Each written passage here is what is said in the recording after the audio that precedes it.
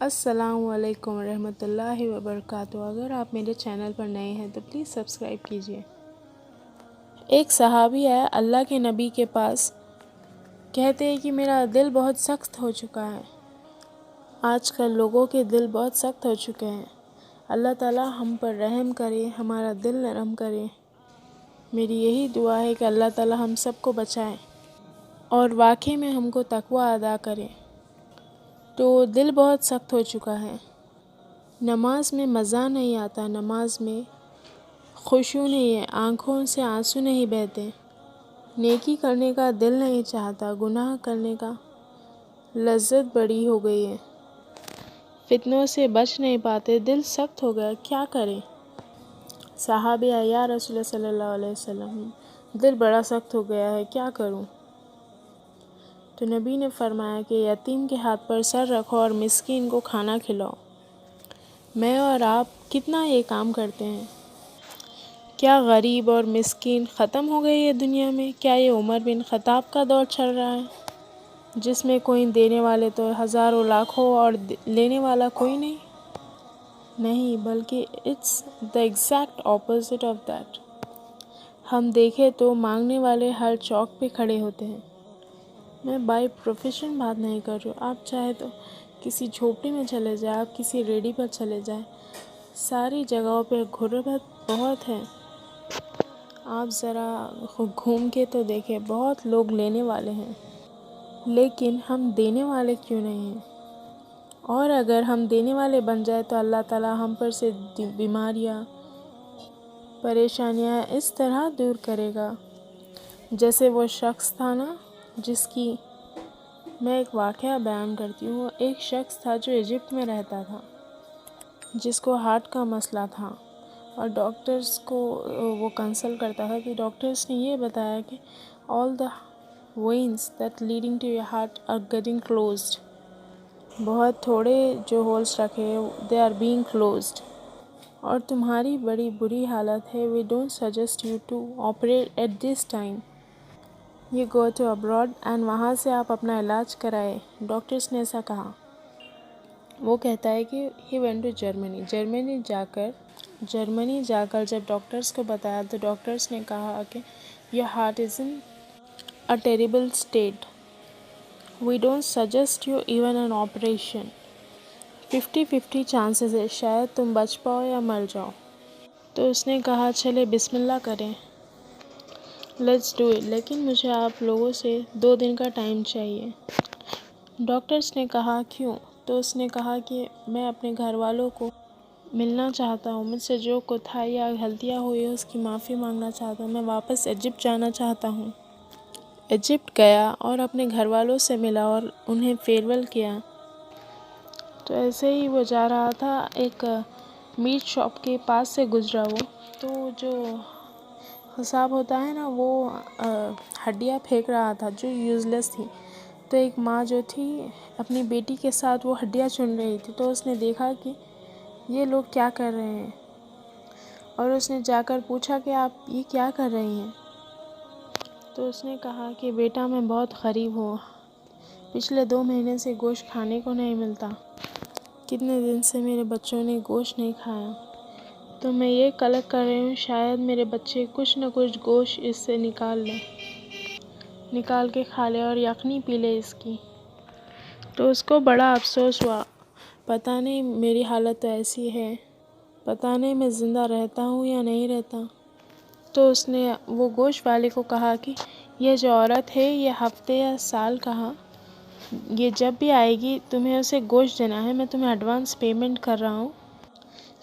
تو جب اس نے یہ کہا تو وہ عورت نے سنا، اور اس ماں کے یوں ہاتھ اٹھے اور دعا دینے لگی اور کہا کہ اللہ تعالیٰ تیری ہر مشکل کو دور کر دے، تجھے شفا دے دے، تیری ہر پریشانی کو آسانی میں بدل دے، تیری تمام دلی خواہشیں پوری کر دے، اور بہت دعائیں دیں۔ He went back to his home۔ بہن نے کہا تم آج بہت فریش لگ رہے ہو، تو اس نے کہا سبحان اللہ، اور اس کے بعد وہ سب اپنی فیملی سے مل کر معافی مانگ کر پھر وہ he went back to abroad for his operation۔ Before the operation جب ڈاکٹرس نے اسے چیک کیا تو ڈاکٹرس نے کہا تم کس ہاسپٹل گئے تھے؟ کہتا ہے کہ میں کہیں نہیں گیا۔ تو وہ لوگ کہتے ہیں کہ کیا تم نے کوئی اسٹرانگ میڈیکیشن لی ہے؟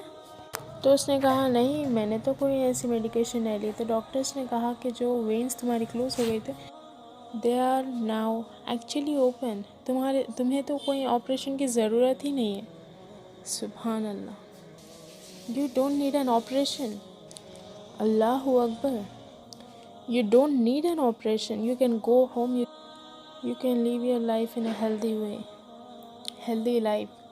تو ہی سیٹ کہ مجھے پتہ ہے یہ کیا ہوا، اللہ تعالیٰ شفا دینے والا ہے۔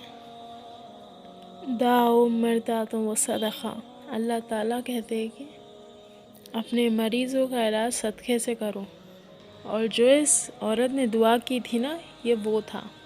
تو اللہ کے نبی صلی اللہ علیہ وسلم نے ہمیں اتنی اچھی نصیحتیں کر دی، لیکن ہم ہے کہ ہمیں کان پہ جوں نہیں رینگتی۔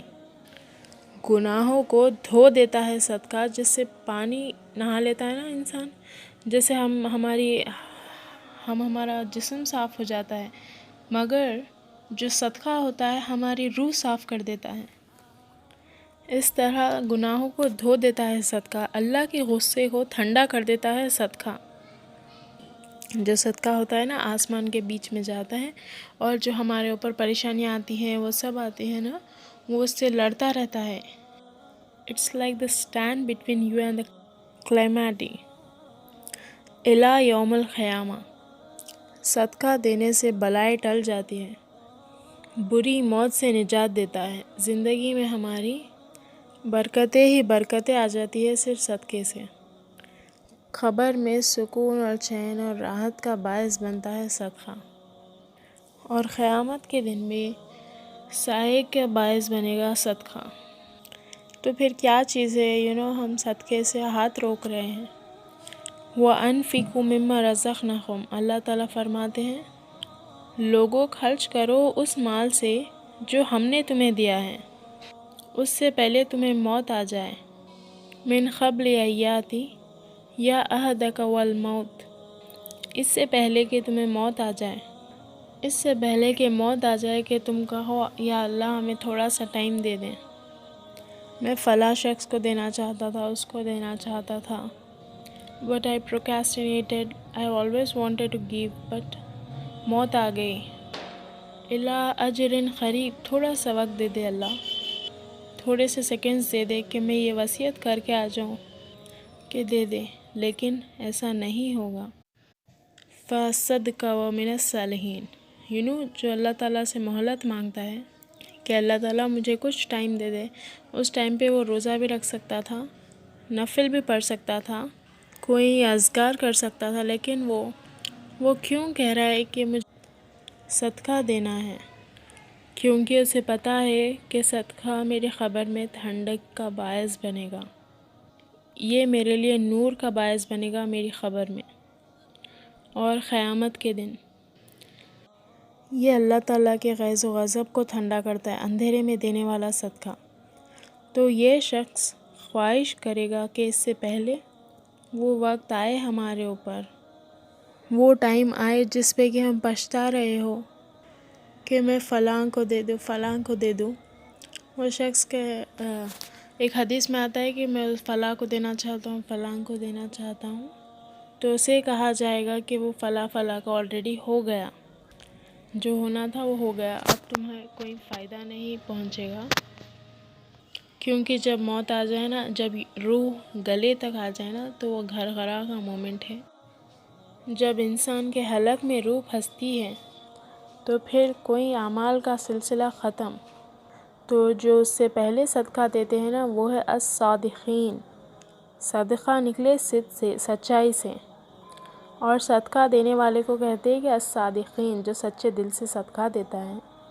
یہ کیوں سچے؟ کیونکہ یہ ایمان میں سچے ہیں اپنے۔ الصدقۃ برہان، it is the evidence for what? For the iman, the truthfulness in your iman and in your heart. یہ برہان ہے کہ یہ ایویڈنس ہے کہ آپ کا دل سچا ہے، کہ آپ کا دل ایمان سے بھرا ہوا ہے۔ اور رسول اللہ صلی اللہ علیہ وسلم کان اجرت الناس، سب سے زیادہ صدقہ دیا کرتے تھے وہ۔ ایسا نہیں ہوتا کہ آپ تنخواہ دیں پر آپ خود صدقہ نہیں دے رہے ہیں، پر وہ سب سے زیادہ لوگوں کو صدقہ دیا کرتے تھے۔ تو ہم نے سب پر بات کی، لیکن اب ہم بات کریں گے صدقے میں اور صدقے جاریہ میں کیا فرق ہے۔ ایک ہے صدقہ، جس کے بارے میں ہم نے ابھی بات کی، ایک ہے صدقۃ الجاریہ۔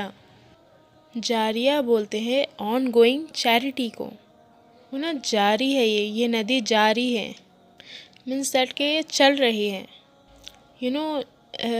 ایسا صدقہ جو آپ کو ریوارڈز دیتا جائے وہ صدقہ جاریہ ہوتا ہے۔ some benefits that even you have forgotten about it۔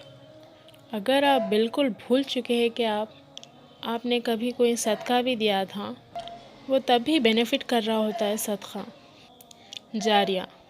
اور ہم آج پڑھیں گے کہ کون کون ہیں وہ جو ذریعے ہیں، وہ کون سے اسٹیپس ہیں جس سے ہم صدقہ جاریہ کر سکتے ہیں، جسے ہم بھول جائیں۔ ہمیں وہ تب بھی فائدہ پہنچا رہے ہو جب ہم سو رہے ہو، جب ہم اپنی خبروں میں ہوں، وہ ہمیں تب بھی فائدہ پہنچاتے ہیں، اور ہمیں تب بھی فائدہ پہنچا رہے ہو جب ہمارے پورے اعمال کا حصہ ختم ہو چکا ہو، اور وہ قیامت کے دن تک ہمیں اجر دیتے رہیں گے، اور ہمارے نیک اعمال میں جو ہے نا وہ اجر ڈالتے جائیں گے۔ even if you are in grave، وہ تب بھی آپ کو فائدہ پہنچائیں گے۔ میں امید کرتی ہوں کہ آپ لوگوں کو میرا ویڈیو اچھا لگا۔ اگر اچھا لگا تو پلیز سبسکرائب کیجئے میرے چینل کو، اور ایسی ہی کئی باتیں جو حدیث بتاتی ہیں، اسلام بتاتی ہیں، میرے چینل پر میں ویڈیوز ڈالتی رہوں گی۔ انشاءاللہ آپ لوگ میرے چینل کو سبسکرائب کیجئے، لائک کریں، شیئر کریں۔ And this is me Neha signing off. Until the next time, السلام علیکم ورحمۃ اللہ وبرکاتہ۔